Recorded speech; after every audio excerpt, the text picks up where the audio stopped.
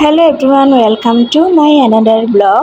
আজকে আমি আপনাদের জন্য ছানার মিষ্টি দেখাবো। আর এটা আমি কয়েকদিন আগে বানিয়েছিলাম, অলরেডি খাওয়াও শেষ। এখন আছে আপনাদের সাথে ভিডিওটা শেয়ার করব। আমি কিভাবে বানিয়েছিলাম এই ছানার মিষ্টি সেটা আপনাদের সাথে শেয়ার করব।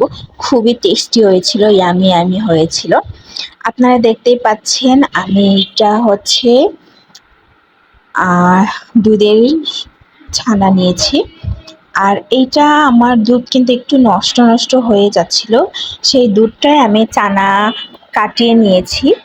তারপর হচ্ছে আমি লেবু দিয়ে এই আরও হচ্ছে এই নষ্ট দুধটাকে ছানা বের করে নিয়েছি।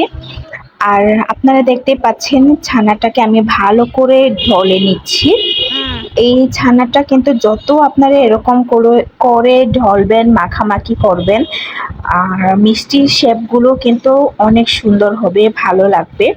তাই হচ্ছে যত পারেন আপনি ভালো মতো এই ছানাগুলো ডলবেন আর হচ্ছে দেখবেন যাতে এটা ঠিক মতো ঢলা হচ্ছে কিনা সেটা দেখে নেবেন। কারণ যত ভালো করে আপনি মেখে নেবেন ততই আপনার ছানাটা সুন্দর হবে, ভালো হবে। এই যে আমার এতটুকুই হয়েছে, একটু মাত্র হয়েছে। আর এখান থেকে আমি কয়েকটা মিষ্টির শেপ বানিয়ে নিয়েছিলাম।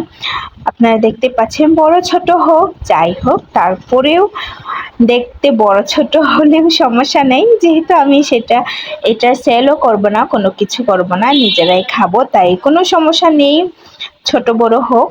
তারপর আমার ছানার মিষ্টি শেপ বানানো শেষ। এখন আমি পানির সাথে চিনি দিয়ে গরম করে নিয়েছি। আর এইটা যখন উঠে যাবে, তখন বলক উঠাবে তখন হচ্ছে আমি এই ছানাগুলো দিয়ে এইটাকে 2-3 মিনিট রেখে আবার নামিয়ে দেব। আমি 2-3 মিনিট রেখে আবার নামিয়ে নিয়েছি, এই যে দেখতে পাচ্ছেন আপনারা।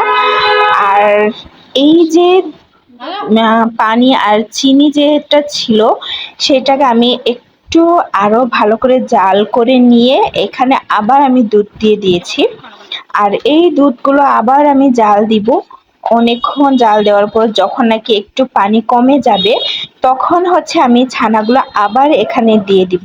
আপনারা দেখতে পাচ্ছেন আমি কিন্তু অলরেডি ছানাগুলো দিয়ে দিয়েছি।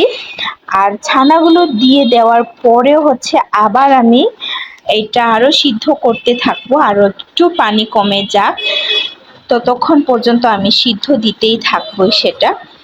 আপনারা এই যে দেখতে পাচ্ছেন এখন কিন্তু পানিটা অনেক কমে আসছে।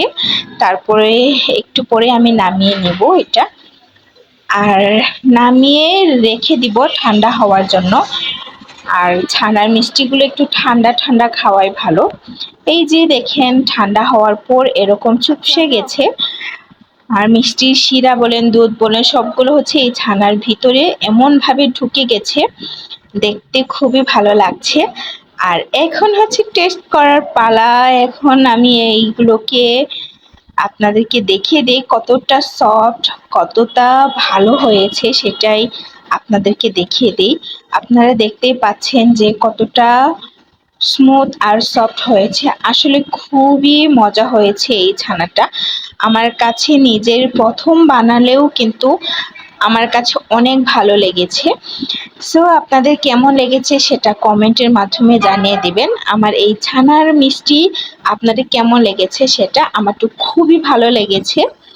আপনারা আপনাদের কমেন্ট আর মতামত জানিয়ে দিবেন। আজকে এই পর্যন্তই। আপনারা সবাই ভালো থাকবেন, সুস্থ থাকবেন। বাই সবাইকে।